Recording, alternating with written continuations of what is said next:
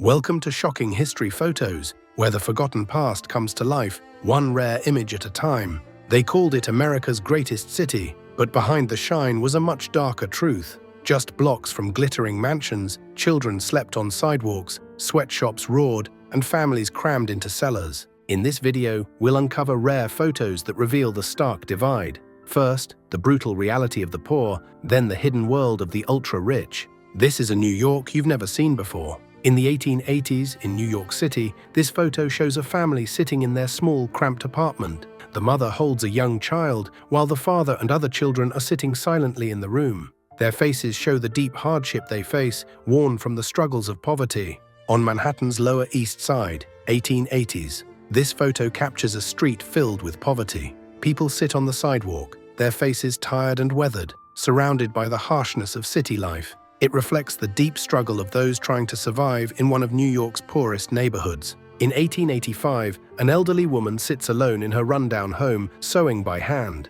This tiny room is where she sleeps, cooks, and lives, all in one small, cramped space. Her worn hands and tired face reflect a life of hard work and solitude in the face of poverty. In 1885, on the Lower East Side, a group of immigrant men crowd into a small room in a Bayard Street tenement. They sit on the floor, trying to sleep wherever they can find space, with worn shoes scattered around. The room is overflowing with belongings, showing the extreme overcrowding and hardship they face in a new country. In 1886, a peddler rests on a bedroll stretched over two barrels, his only spot in a dark, damp cellar. His eyes seem distant, like he's wondering how this became home. This corner is all he has. Also in 1886, men lay shoulder to shoulder on the floor of a packed shelter. Cold stone beneath them, no blankets, no space, just exhaustion and silence.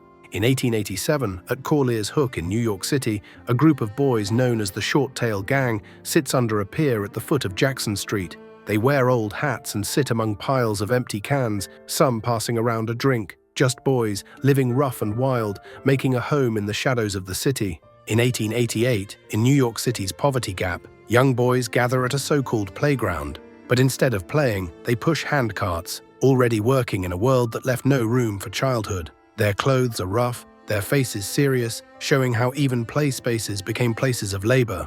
Also in 1888, deep in the area known as the Poverty Gap, an English coal heaver's family sits inside their crumbling home. Their faces say it all, worn down by work, worry, and the weight of survival. The room around them feels more like a shell than a shelter. 1889, inside a cramped New York clothing factory. This 12-year-old boy works as a thread puller, surrounded by fabric, heat, and silence. His face is tired, but stopping isn't even a choice. On a street corner in 1890, a blind man stands alone, holding out pencils for sale. His clothes are worn, and his face carries quiet sadness. With no other way to earn, he stands in silence, hoping someone will stop. That same year, a group of women and children huddle on the cold floor of a Manhattan police station. It's not a home, it's just the last place that would take them in. A Jewish immigrant cobbler sits alone in 1890 in a dirty New York cellar. He is getting ready to eat his Sabbath meal. His face looks deeply tired, like he's finally found one peaceful moment after a long, hard week. In 1890, in a stuffy tenement, bohemian cigar makers work and sleep in the same cramped space. The air is thick with tobacco, and the workers are focused on their craft. The photo shows the exhaustion of long hours, with little rest between work and sleep. In 1890, 3 children sleep on the sidewalk along Mulberry Street. They huddle close, as if sleep can shield them. Their faces are still, but the street around them says everything.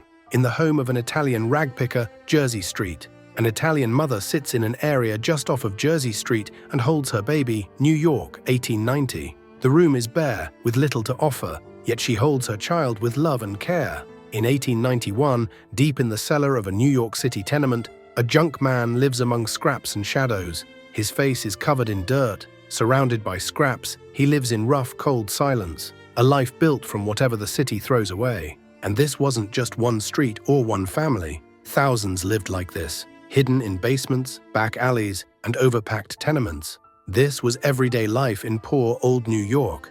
Here again, on the Lower East Side, in 1890, 3 homeless boys sleep on a stairway in a quiet alley. It was normal back then. Kids with no home, no bed, just cold steps to rest on. They sleep close, trying to stay warm in a city that barely notices them.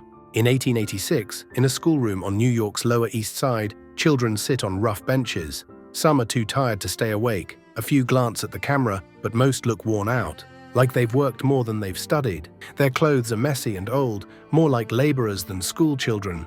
This narrow alley on Mulberry Street was known as Bandit's Roost, one of the roughest corners of old New York. In 1888, young men stand with hard looks, some holding sticks, surrounded by crumbling walls and shadows. It was a place where crime often felt like the only way to survive. A young boy stands quietly in a glass factory, his small body lost in the huge, heavy space. He looks tired, like he's been working for hours, with no end in sight. His eyes say it all, like he's trapped in a world too harsh for someone his age.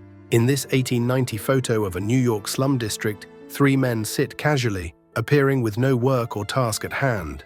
A woman stands nearby, carrying a baby in her arms. All of them look directly at the camera, giving a quiet but clear glimpse into the everyday street life of the time. In 1891, at an Arab boarding house, a woman sleeps on the floor, wrapped in a rough blanket. The others sit or stand nearby, looking straight at the camera. Their tired faces tell a story of hard lives, quietly shared in this humble space.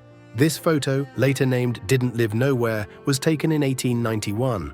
It shows 2 young boys standing barefoot in tattered clothes. They look tired, their faces hard from the roughness of life. With no shoes and no home, they are the forgotten faces of New York's toughest streets.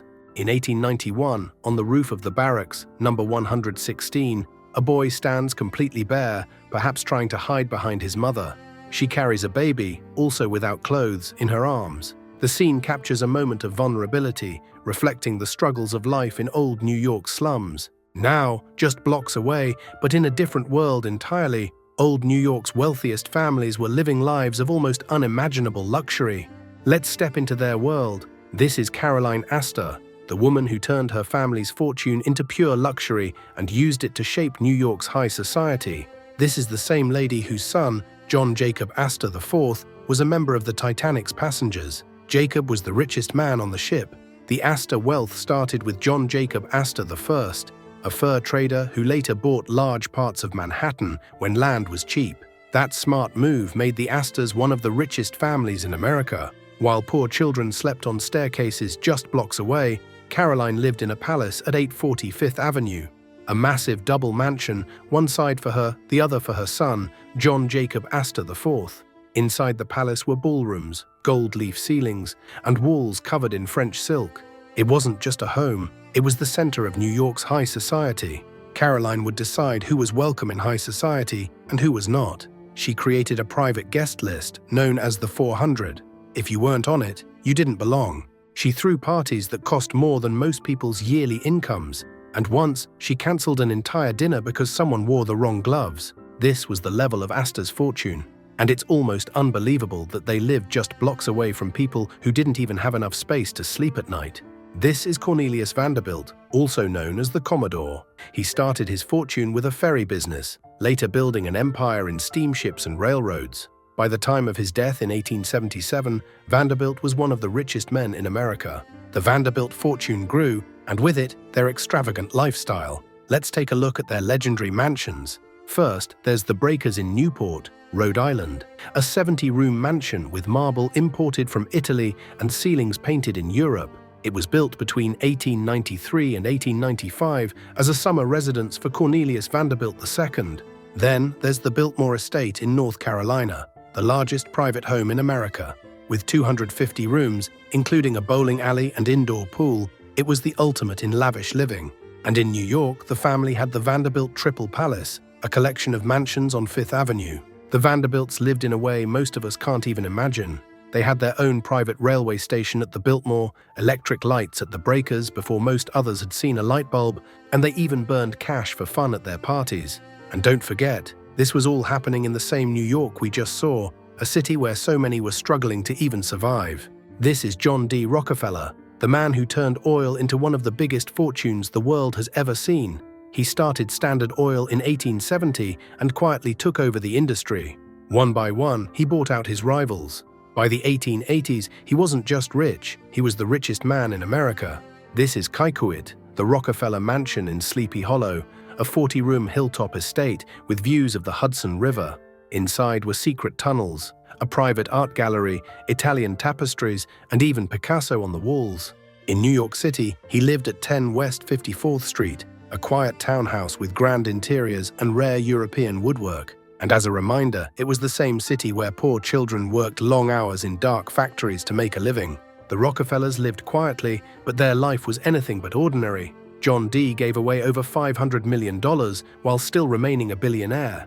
He kept a small notebook where he'd jot down million-dollar donations, like they were pocket change. This ultra-rich family of old New York shaped America's economy and left behind a legacy of both wealth and power. This is J.P. Morgan, the banker who didn't just make money, he secretly controlled the American economy. The Morgan fortune wasn't built in oil or railroads, but in power, the financial kind. J.P. Morgan helped rescue the U.S. government during financial crises and controlled entire industries from behind closed doors. His home in New York was at 219 Madison Avenue. Not just a mansion, it was part palace, part fortress. Inside were rare books, fine art, and treasures from around the world. Today, it's the Morgan Library and Museum, and it still stuns visitors. He also had a vast estate in the Hudson Valley, the kind with lakes, gardens, and private roads. And once again, this was still the same old New York, where blocks away, families were living 10 to a room and kids slept on sidewalks. This is Andrew Carnegie, the Steel King who rose from nothing and built one of the greatest fortunes in American history. In New York, his mansion stood at 2 East 91st Street, a grand limestone home, elegant, massive, yet surprisingly modern for its time. It had a private elevator, a steel frame, of course, and even a heated indoor greenhouse. Today, it's the Cooper Hewitt Smithsonian Design Museum. Carnegie's style was wealth with purpose. He gave away most of his fortune to libraries, education, and peace causes, building over 2,500 libraries around the world. Still, while Carnegie was building a better future, just a few streets away, poor immigrants were packed into small, crowded lodging houses. This was old New York, where steel built castles for some and cages for others. This is Jay Gould, one of the most ruthless tycoons of the Gilded Age. He made his fortune in railroads and on Wall Street, building an empire through bold deals and cutthroat tactics. By the 1880s, Gould controlled thousands of miles of rail tracks and was worth over $70 million, a fortune that gave him power far beyond business. In New York, the Gould family lived in a mansion at 579 Fifth Avenue. Marble staircases, fine art, velvet walls, everything inside showed wealth and control. And later, his daughter Helen built Lyndhurst Mansion in Tarrytown into a Gothic-style palace on the Hudson River. It was filled with stained glass, turrets, and sprawling gardens. Lyndhurst Mansion still stands today as a historic landmark. Its grand halls and dramatic architecture have been featured in many famous films and TV shows like The Gilded Age and House of Dark Shadows. The Goulds were feared as much as they were admired. Jay was called a robber baron, yet his children became some of the most respected figures in high society.